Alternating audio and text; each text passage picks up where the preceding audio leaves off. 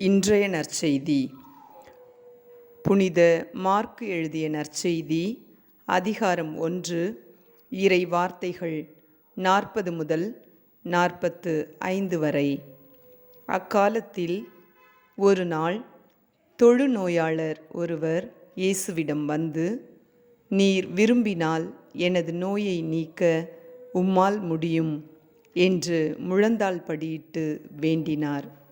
இயேசு அவர் மீது பரிவு கொண்டு தமது கையை நீட்டி அவரை தொட்டு அவரிடம், "நான் விரும்புகிறேன், உமது நோய் நீங்குக" என்றார். உடனே தொழுநோய் அவரை விட்டு நீங்க அவர் நலமடைந்தார். பிறகு அவரிடம், "இதை யாருக்கும் சொல்ல வேண்டாம், கவனமாயிரும்.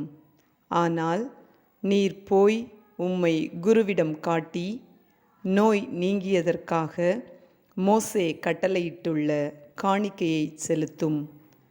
நீர் நலமடைந்துள்ளீர் என்பதற்கு அது சான்றாகும்" என்று மிக கண்டிப்பாக கூறி உடனடியாக அவரை அனுப்பிவிட்டார். ஆனால் அவர் புறப்பட்டு சென்று இந்த செய்தியை எங்கும் அறிவித்து பரப்பி வந்தார். அதனால் இயேசு எந்த நகருக்குள்ளும் வெளிப்படையாய் செல்ல முடியவில்லை. வெளியே தனிமையான இடங்களில் தங்கி வந்தார். எனினும் மக்கள் எல்லா இடங்களிலிருந்தும் அவரிடம் வந்து கொண்டிருந்தார்கள். இது ஆண்டவர் வழங்கும் அருள்வாக்கு.